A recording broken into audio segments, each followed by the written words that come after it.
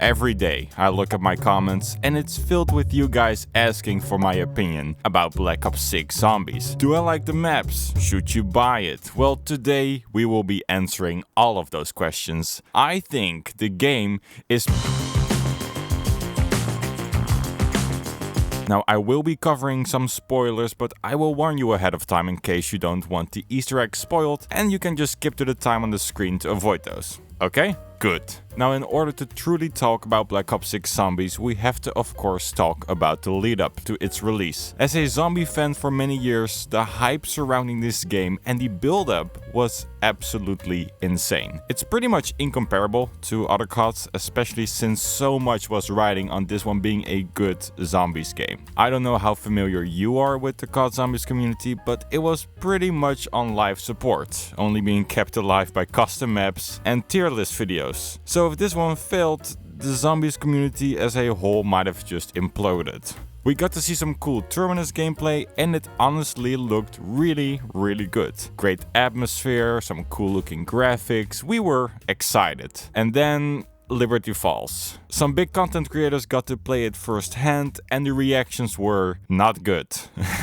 More like Liberty Balls. A lot of people thought that the map looked very bland and it also took place during the day. Just plain and uninspired. And looking back now, I'm just really relieved with how good this new Zombies game is. It really seemed like they were setting themselves up for failure, but it's clear that the team behind it has such a big passion and love for COD Zombies, and we are just very lucky with that. Especially the way they handled the criticism shows how much they care, and actually wanted to deliver something that wasn't just another regurgitated copy and paste with a 6 behind it. It's clear that they looked at all the feedback from both the Liberty Falls demo and also all the problems with Cold War and really listened to the community. Now, I personally enjoy both older and Cold War zombies, so this game was a very nice experience. But don't get me wrong, there are definitely still some things that can and should be criticized. Menu navigation, for example, is literal nightmare fuel. If you use the crafting table,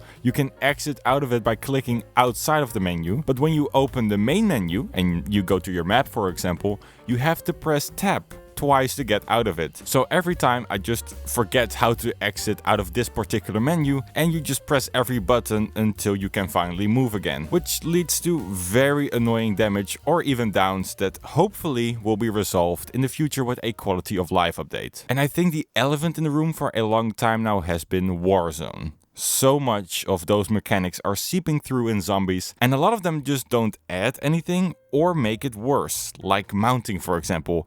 When would you ever do this? That's a rhetorical question because you would never. The Omni movement makes sense in multiplayer, but dolphin diving away and being able to turn around quickly really doesn't add anything in zombies. Infinite Warfare had complicated movement for multiplayer as well, but they removed it for zombies, so why not do the same now? Blades are still awful, and they somehow made it both better and worse than in Cold War. In Cold War, you had to repair your armor every time at this station, which just interrupts the flow of gameplay. But now you have 3 plates stored and 3 active, and half the time you're just looking at the ground looking for more plates to replenish your armor instead of ahead at enemies. I mean, don't get me wrong, Warzone being a part of Call of Duty is not all bad.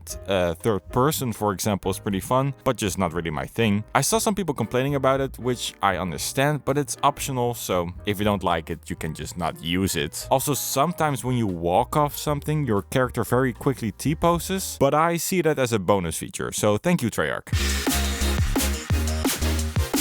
I also really like the addition of the arachnophobia on and off switch. I don't have a fear of spiders myself, but I know some people around me who wouldn't be able to play the game without it. One of the best new additions is of course the save feature. I got kicked out of a game and it put me right back at the start of the round. You can also use it to escape the boss fight, which I did because I was kind of soft locked. More on that later. Augments are pretty cool. You can basically make your own version of a perk, and this definitely adds a very interesting layer to the core gameplay. It does kind of feel like certain things that normally were just included in the perk are now optional, but besides that, it makes you feel like you're working towards something when you're researching one as you play the game. And perhaps one of the most important things, the game runs surprisingly well on low specs. I was away from my main computer and I did both the Terminus and Liberty Falls Easter eggs with medium settings on a RTX 2070 without any noticeable issues. You only notice it a bit before you're in game, but besides that it was pretty much smooth sailing in terms of frame rate and gameplay. Speaking of the maps, they're both great. Okay, bye!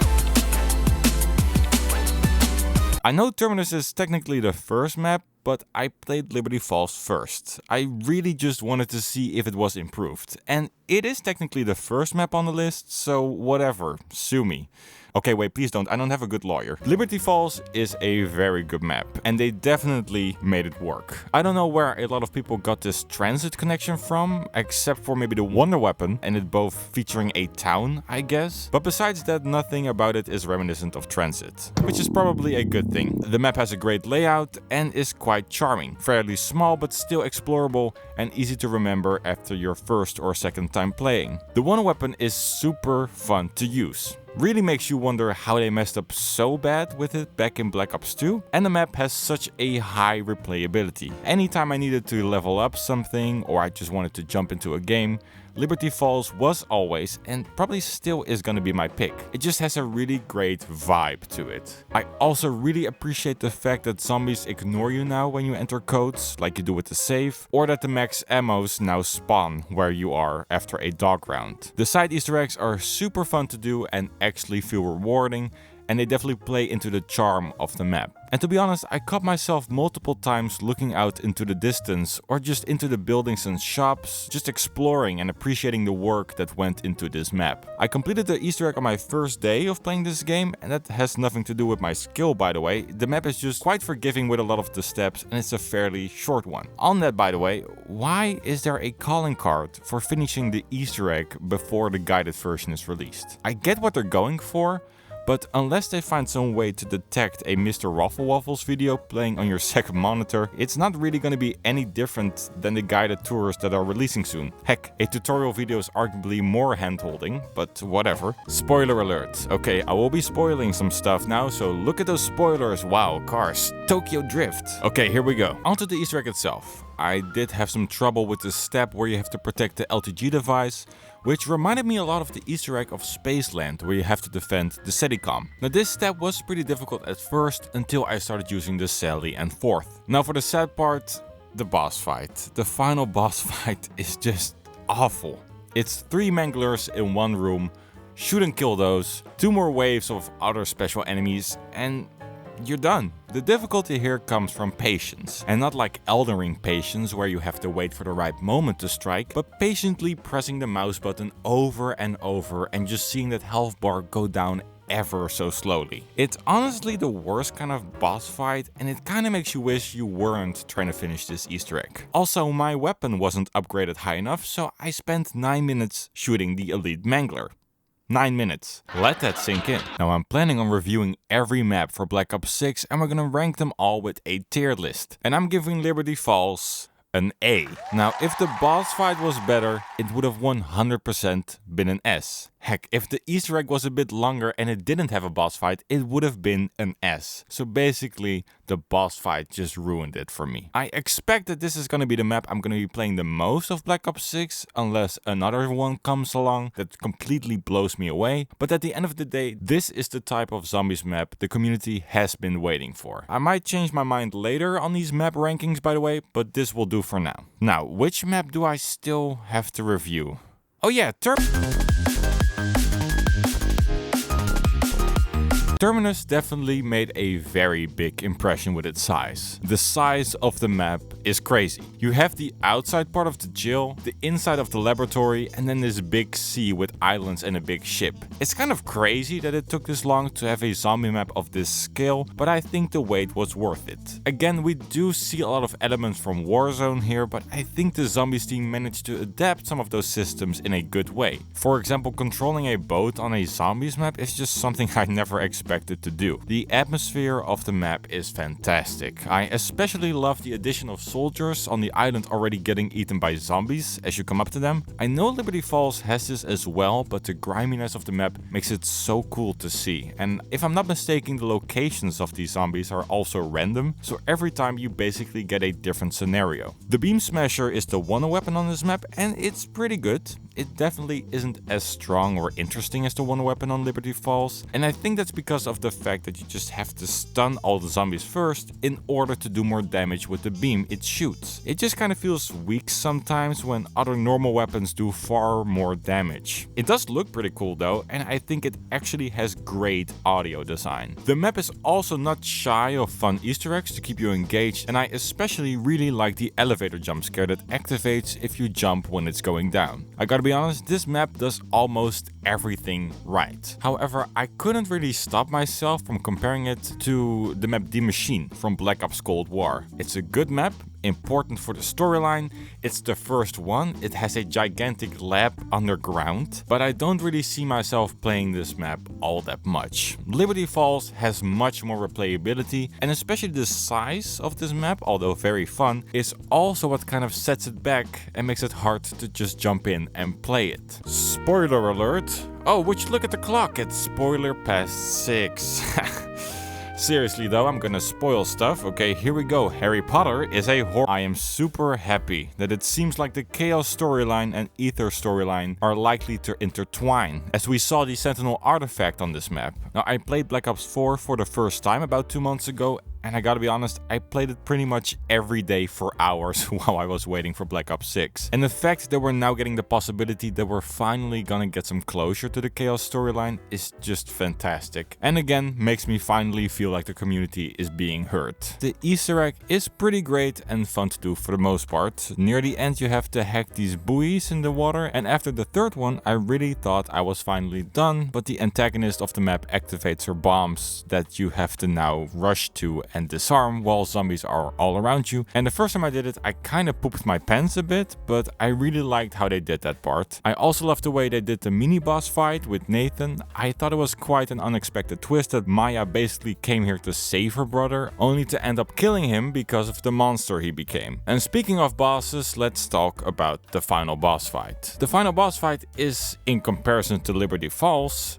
amazing. In comparison to other zombie bosses, an actual good boss fight. But in comparison to boss fights in general, very average. The difficulty still mainly comes from just a horde of enemies that is thrown at you, and I truly believe they could have made a way more engaging boss fight. I'd imagine that it could have been more like where you have to shoot one of the tentacles, and then that tentacle lays flat so you can walk on it and shoot it in the back of its head. Or even better, the Omni movement could have actually been a part of this, where a tentacle swipes across the room at waist height and you have to slide underneath it. Now don't get me wrong, I know that both of those are very generic examples, but the point here is that a boss fight in zombies doesn't simply have to be shoot. Avoid horde of zombies. Shoot. Now don't stand here. Shoot at the red glowing thingy. There are interesting mechanics in place in this game, and none of them were really used during the boss fight. And in game design, not incorporating your mechanics in some way just makes them pointless. Quick side note about this boss, by the way, I got kind of soft locked. I had no more ammo and I couldn't really get any more points without just knifing forever, so I just saved and it put me outside of the boss fight, so nice. I then went back and died. And then this happened. Yeah, I'm not gonna lie, that kinda ruined my day. I did finally beat it though, but the emotional damage of that last slip of health will probably take me years to recover from. So I guess we're kind of seeing a trend. Great map so far, but the boss fights are a bit lacking. I don't know if every future map is gonna have a boss fight, but I do really hope that they spend some more time on the endings to make them just a bit more interesting. But now going over to our beautiful tier list, I'm thinking Terminus gets an A. minus, A minus. The map is in my opinion just shy of an A, but definitely higher than a B. I do think the boss fight is better than the one in Liberty Falls, but it just doesn't have the replayability Liberty Falls has, and the size of the map also kind of works against it. I'm honestly just really excited for the future of zombies again. We got 2 great maps already, and in a lot of ways I just feel so relieved and happy that zombies is back. Should you buy Black Ops 6 for the zombies? I think if you are a hardcore old school zombies fan and you're not sure yet, I suggest waiting just a bit longer and seeing what the future maps bring. If you enjoyed Cold War, this is a no-brainer to buy, and I think everybody in between will really enjoy it as well. Thank you so much for watching, and above all, thank you so much for 10 million subscribers. 10,000. It's 10,000, not 10 million. Okay. Thank you so much for 10,000 subscribers. In all seriousness, every time I look at my channel, I still can't really believe how many of you seem to like my dumb little videos. I'm working on a fun video to celebrate, so hopefully that one is gonna come out pretty soon. But for now, thank you again for the support, and bye bye.